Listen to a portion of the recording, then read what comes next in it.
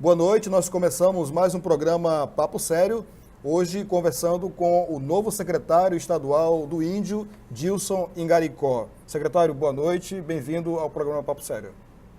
Boa noite, agradeço pela essa oportunidade, boa noite a todos. Secretário, quem é o Dilson Ingaricó? Veio de onde? Onde foi que o senhor nasceu?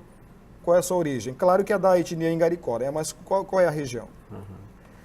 Bom, Dilson Ingaricó é um jovem que lutou pelos seus direitos no sentido individual, até eu chegar ao ponto de ser o representante coletivo. Vim a Boa Vista com 16 anos de idade, atrás da sepultura da minha avó. Ela faleceu aqui em Boa Vista e fui enterrada. E eu vim pelo menos ver onde que ela estava enterrada. Até hoje eu não encontrei.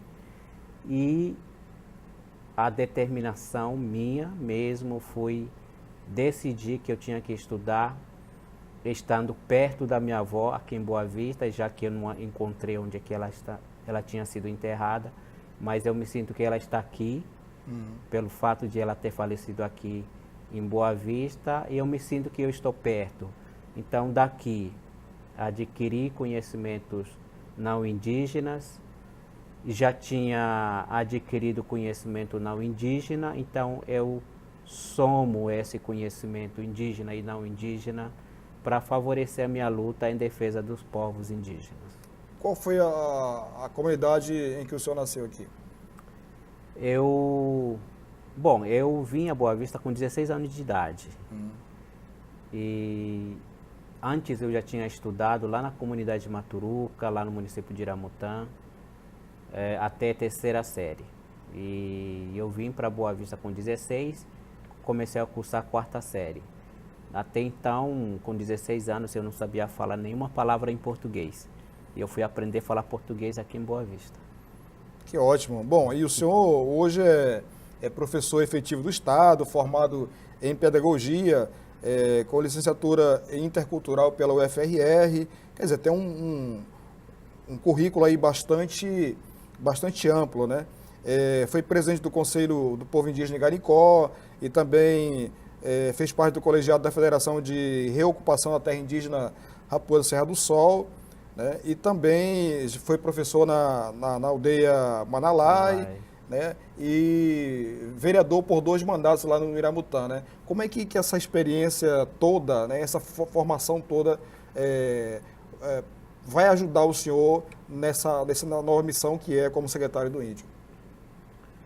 Bom, durante esse processo de crescimento, não foi nada assim fácil de estar nesses lugares importantes. Sempre foi a minha preocupação de ajudar. A minha visão política sempre me colocou nesses devidos lugares para trabalhar com o próprio fortalecimento das comunidades indígenas. O currículo que eu tenho sempre faz parte da minha história de crescimento. Desde 16 anos, 14 para 16 anos, eu já venho representando a minha comunidade internamente. E aí a minha saída para a cidade me fez olhar com 360 graus, não mais 180 graus, que até um certo ponto eu enxergava 180 graus, ou seja, só o meu povo. E a partir do momento que comecei a estudar, procurei me capacitar dentro da educação, me ampliou a minha visão de ver o mundo junto com demais povos indígenas, onde me preocupo, tudo que eu aprendo, eu já quero ensinar, sabe? Eu sou muito isso. Aquilo que eu percebo que dá para conseguir, que dá para ajudar, eu já quero levar isso para o povo, né? É o sangue do professor falando mais alto, né? Exatamente. Eu sou professor e gosto de ensinar e gosto de aprender. Aquilo que eu vejo diferente, mas que é legal, bonito ver aquilo, então eu pego a essência da coisa boa, então transformo aquilo ali em benefício da própria comunidade indígena. Eu tenho esse papel fundamental de educador e também de aprendiz.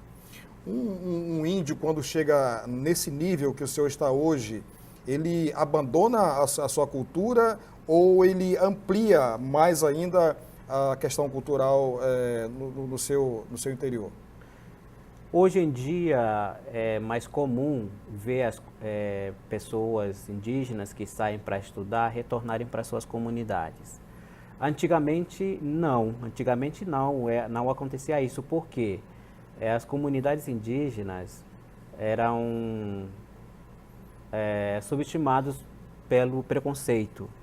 Então ninguém queria se considerar como indígena e não queria retornar para sua comunidade pelo fato de estar sofrendo preconceito. Ainda há isso, mas mais reduzido, não tem grande quantidade de preconceito, mas ainda existe. Mas a maioria, hoje, os que estudam na universidade, os médicos, os advogados, pedagogos que nós temos hoje, que se formam dentro da universidade, seja aqui em Roraima ou fora do Brasil, têm retornado para suas comunidades. Eu sou um deles, né, que me formei, ainda estou estudando, estou cursando Direito, 5º semestre, e pretendo contribuir mesmo, de fato, com fortalecimento de direito das populações indígenas.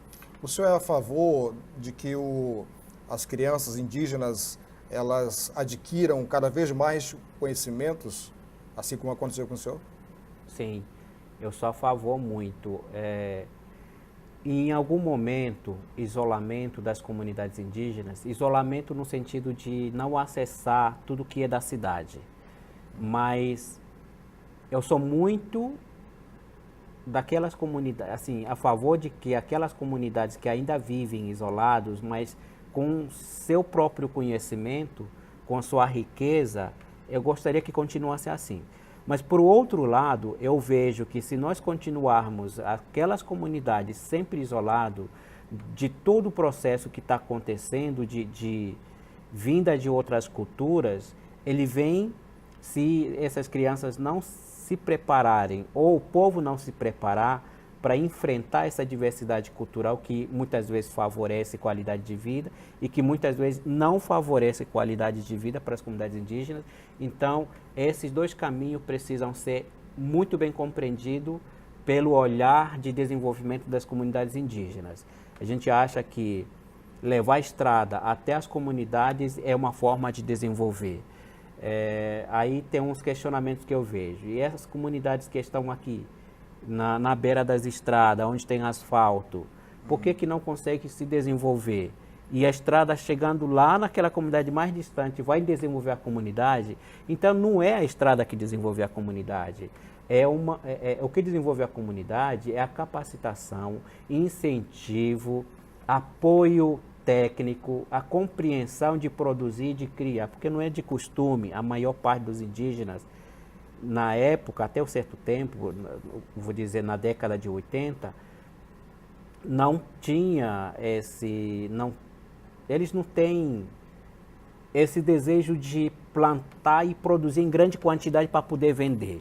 Os indígenas sempre foram de coletar o que tem de recursos naturais. Quando percebiam que diminuía recursos naturais naquele local, trocavam de lugar enquanto isso aqui se recuperava, né? Mas hoje está diferente, as comunidades estão fixas, tem escola, tem posto de saúde, que obriga as comunidades a permanecerem naquele local, e essa permanência, fixação, requer uma infraestrutura igual da cidade. É o que está acontecendo. Muito bem, nós estamos conversando com o novo secretário estadual do Índio, Dilson Ingaricó. A gente volta no próximo bloco para falar sobre as políticas públicas voltadas para as comunidades indígenas. A gente volta já já, não saia daí.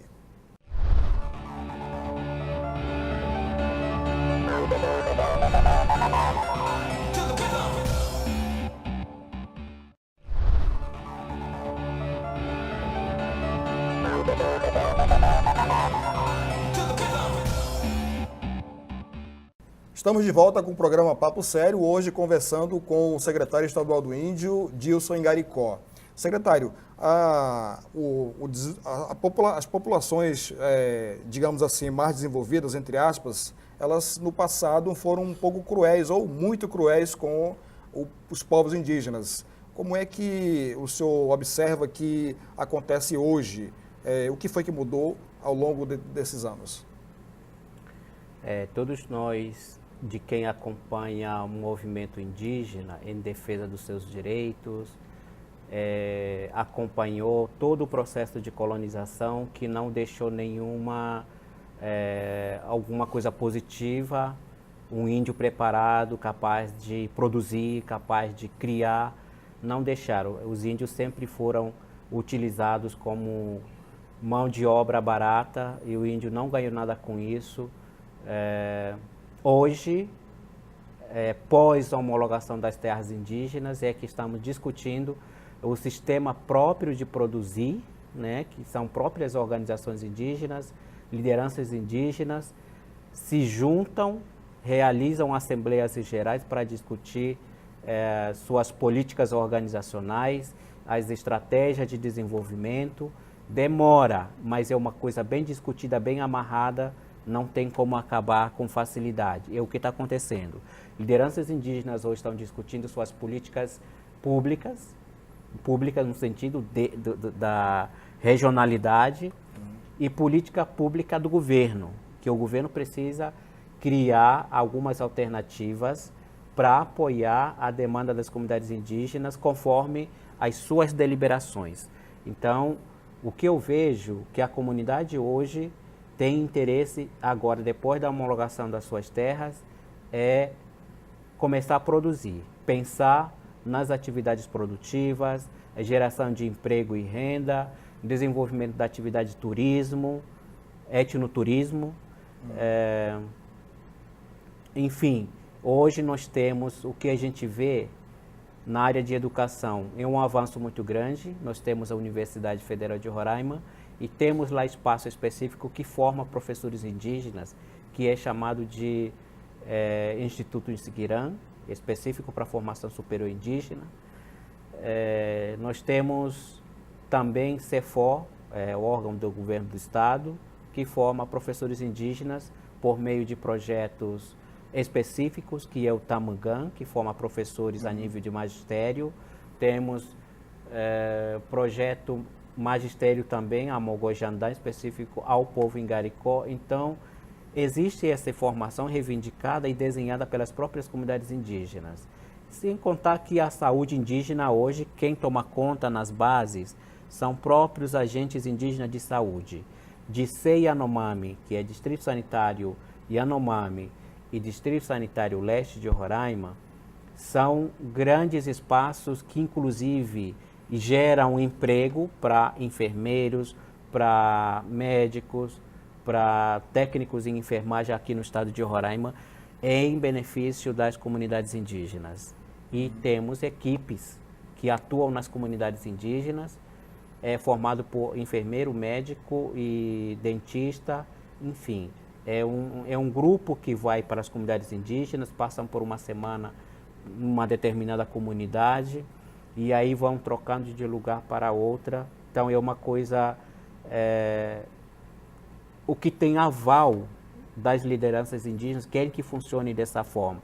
Não que pare até aí, mas lutam pela infraestrutura para que a saúde, no sentido de tratamento e prevenção, seja realizada nas comunidades indígenas. Qual a importância de que o professor, o agente de saúde seja da própria comunidade? Qual é a diferença dele para uma outra pessoa que não seja indígena? Bom, pelo fato de que agente de saúde é local, se prevalece lá, fica lá o tempo todo, não sai. É diferente de uma outra pessoa que vai e passa um mês e já quer voltar para a sua área, ou já quer descer para a cidade. Lá não, lá já tem, como a pessoa já tem costume de ficar, já conhece tipo de alimentação. E então é melhor. Já está ambientado também ao já local, é costume de ficar lá e ter mais atenção específica ao seu povo local. O senhor já era secretário adjunto do Índio há um bom tempo. Já conhece dos programas, dos projetos desenvolvidos pela Secretaria. É intenção sua manter esses programas e o que o senhor vem a acrescentar a esses programas oferecidos atualmente pelo governo? Olha, nós temos vários programas e vários espaços já criados pela política nacional, o governo federal. Nós temos Território da Cidadania, que são importantes para diálogo das comunidades indígenas, não só a comunidade indígena, como também aquelas comunidades tradicionais, que são quilombolas, comunidades ribeirinhas e próprias comunidades indígenas. Eles discutem entre si e junto com o poder público as estratégias de desenvolvimento a nível territorial. Esse nós queremos fortalecer, e junto com as comunidades indígenas. Uma outra coisa, a educação. O que nós vamos exigir do governo do estado e de demais parcerias é que tenha de forma contínua a formação, qualificação dos profissionais na área de educação, pelo fato de que observamos no estado de Roraima pequena quantidade de profissionais na área de educação. Nós não temos professores qualificados para atuar dentro das comunidades indígenas, apesar de todos os professores indígenas serem indígenas, né, da região, mas que precisam se especializar melhor como trabalhar com a escrita. De conhecimento oral, esse não tem problema, mas precisamos capacitar, trazer a oralidade para a escrita.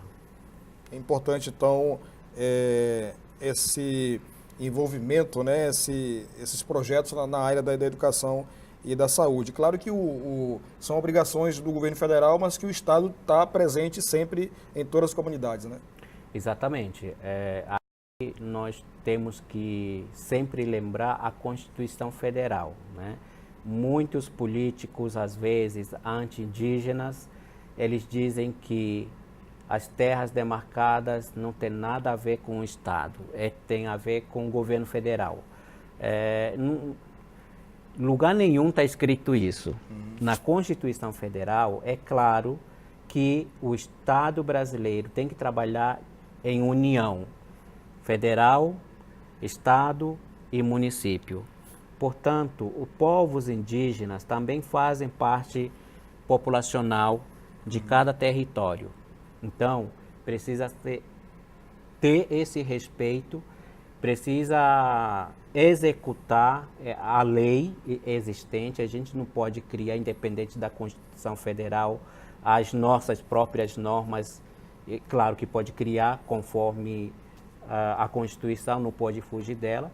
Então, a gente vai tentar buscar essa parceria entre governo, Estado, municípios e as organizações indígenas para atender a demanda das populações.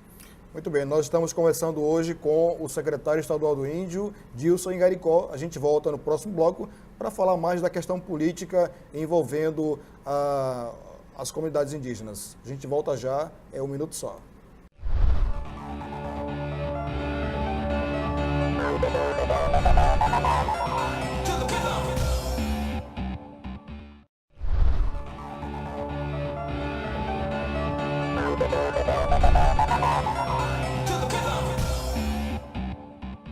Nós voltamos com o programa Papo Sério, hoje conversando com o secretário estadual do Índio, Dilson Ingaricó. Secretário, falando mais um pouco na questão política, o que o senhor pensa dessa questão da exploração mineral nas terras indígenas? É uma discussão ampla que já está no Congresso Nacional aí há bastante tempo. E qual é a sua posição em relação a essa questão? Aí eu respondo como liderança indígena que essa é uma das preocupações de várias lideranças indígenas. Em outro momento, visto isso como alguma coisa negativa, no sentido de que esse projeto não vem para beneficiar as comunidades indígenas. Isso a gente vê mais como interesse de grandes empresas. E sempre o índio vai ser machucado com com exploração, e sempre o índio vai ficar recebendo as migalhas das empresas que atuarão nas terras indígenas. Então, o projeto que não é, eu não abraçaria o 100%.